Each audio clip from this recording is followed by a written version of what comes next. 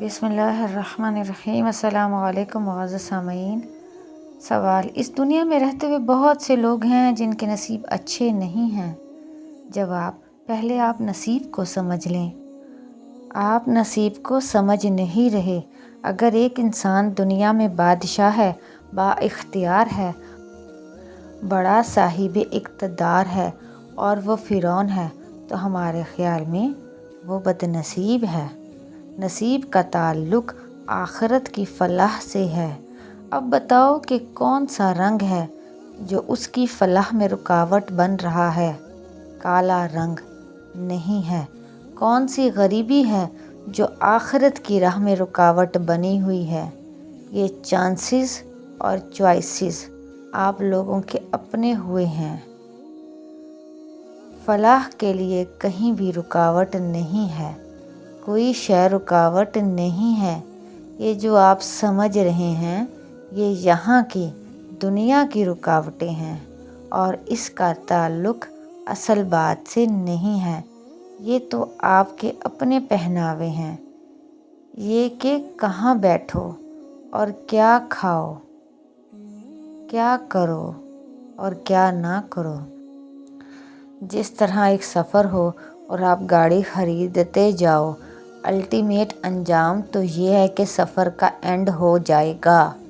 آخر مسجد جاؤ گے، کیا اللہ نے کہا کہ میں تمہیں انصاف کر کے دوں گا، میں تمہیں اس کائنات کو برابر پیدا کر دوں گا؟ وہ تو آسمان کو بنانے والا ہے، زمین کو بنانے والا ہے، رفعتوں کو بنانے والا ہے، پستیوں کو بنانے والا ہے، دن کے ساتھ رات بنانے والا ہے۔ اس نے کب کہا ہے کہ میں برابری پیدا کروں گا؟ کہتا ہے کہ میں تو ورائٹی اور تضادات کا مالک ہوں۔ جہاں اتنا بڑا سورج پیدا کیا، وہاں ایک ذرے کو، ایٹم کو پیدا کر دیا۔ کہتا ہے کہ کیا تم نے دیکھا ہے میری کائنات کو؟ یہ پہاڑ ہیں اور یہ ساتھ ہی دریا ہے۔ اب اندازہ لگاؤ، پہاڑ اور دریا، ایک بلند ہے اور دوسرا بہتا ہوا چلا جا رہا ہے۔ بادل رواں دواں ہیں، زمین بیچاری پست ہے، ہموار ہے۔ اس نے آپ کو برابری کا تو کہا ہی نہیں ہے۔ سوال: دراصل ہم لوگ دنیاوی کامیابی اور ناکامی کو خوش نصیبی اور بد نصیبی سمجھتے ہیں۔ جواب: دنیاوی کامیابی کے لحاظ سے خوش نصیبی اور بد نصیبی تو آپ کا شعبہ ہے، اس سے میرا کوئی تعلق نہیں۔ اگر ایک آدمی دنیاوی طور پر خوش نصیب ہے اور انجام میں بد نصیب ہے تو اس سے میرا کیا تعلق ہے؟ یہ تو آپ کے اپنے حاصل ہیں۔ گفتگو والیوم نمبر 29، صفحہ نمبر 107 108۔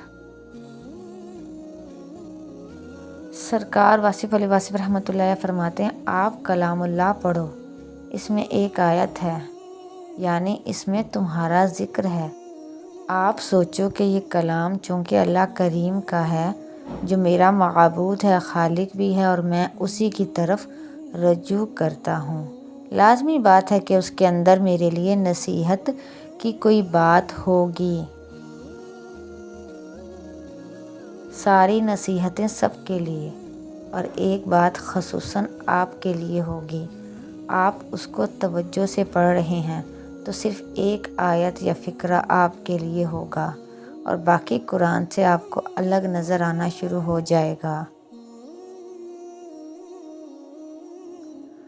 چلتے چلتے وہاں رک جاؤ گے، اس کو دوبارہ پڑھو گے۔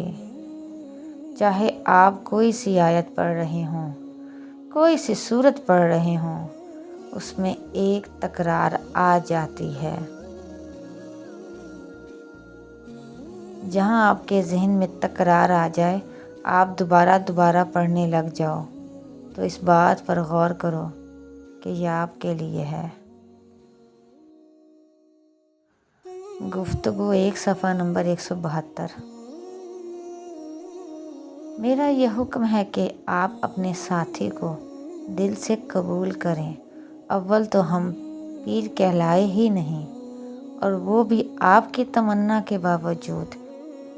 لیکن آپ ایسا کہتے رہے ہیں۔ اگر آپ مانتے ہیں تو میں آپ کو حکم دے رہا ہوں کہ آپ لوگوں کا یہ جو موجودہ رشتہ ہے یہ ٹوٹنے نہ پائے۔ آمین۔ کیا آپ نے قبول کر لیا؟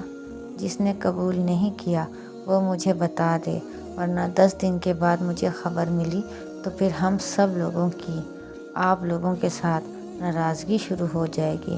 جو لوگ ہمارے ساتھ اس شعبے میں داخل نہیں ہوئے ان کے لیے دعا ہے، اور باقی لوگ یہ وعدہ کریں کہ گھر کے اندر 4 دیواری کے اندر آپ کی جو بیوی ہے وہ ہم ایسے ہی دیکھتے رہیں۔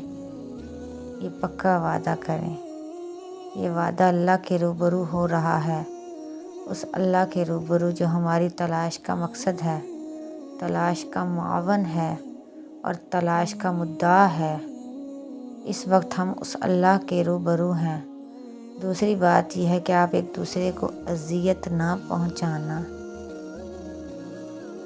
اس رشتے کو اگر آپ سنبھال کر پورا کر لیں تو الہیات کا آدھا سفر یہاں پورا ہو جائے گا۔ گفتگو 6 صفحہ نمبر 101۔ اللہ تعالیٰ کی حضرت سرکار واصف علی واصف رحمۃ اللہ علیہ پر بہت رحمت ہو۔ اللہ تعالیٰ سرکار کے درجات بلند فرمائے۔ آمین۔